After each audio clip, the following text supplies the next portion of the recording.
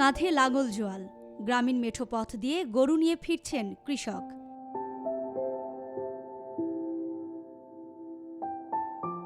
মাছ ধরছেন জেলে, কেউ বা হুকো নিয়ে দাওয়ায় বসে।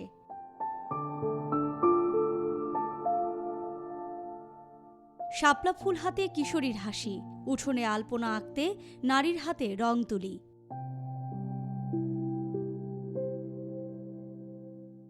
মৃত্তিকার মায়া শিরোনামে গ্রামীণ জীবনের চিত্রকর্ম নিয়ে রাজধানীর ধানমন্ডির আলিওস প্রসেসের লা গ্যালারিতে শুরু হয়েছে শিল্পী সমর মজুমদারের একক চিত্রকর্ম প্রদর্শনী। যেই গ্রামটা আমরা ছোটোবেলায় দেখেছিলাম, আমরা শৈশবে আমরা যে সম্পর্কটা দেখেছিলাম, যে মায়ামমতাগুলো দেখেছিলাম, সেই মায়ামমতাগুলো আমাকে খুবই নস্টালজিক করে তোলে। আমি জানি না সেই গ্রাম এখন আছে কিনা, সেই প্রকৃতির প্রতি ভালোবাসা মানুষের আছে কিনা, সেই মাটির বাড়ি ছনের ছাউনি এখনও আছে কিনা, কিন্তু আমার খুব এই জিনিসগুলো আমার স্মৃতিতে খুব ঘুরে ফিরে আসে।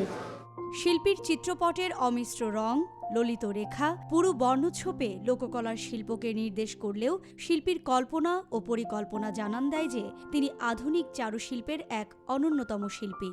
রঙের যে অর্থ ওগুলো এবং রং যে মানুষকে কোথা থেকে কোথায় নিয়ে যেতে পারে, হ্যাঁ, একটা সাধারণ একটা নীল রং, এটা যে কত রকম ব্যাখ্যা হতে পারে, কত রকম ব্যাপ্তি হতে পারে, কত রকম বৈশিষ্ট্য সে ধারণ করে, হ্যাঁ, এটা আমরা দিন দিন আবিষ্কার করছি এবং অবাক হচ্ছি যে রং শুধু রং নয়, রং একটা মনস্তত্ত্ব। শিল্পীর আঁকা প্রায় ৩০টি চিত্রকর্ম নিয়ে প্রদর্শনীটি চলবে ২৬ অক্টোবর পর্যন্ত। সুকন্যা আমির, নিউজ 24, ঢাকা।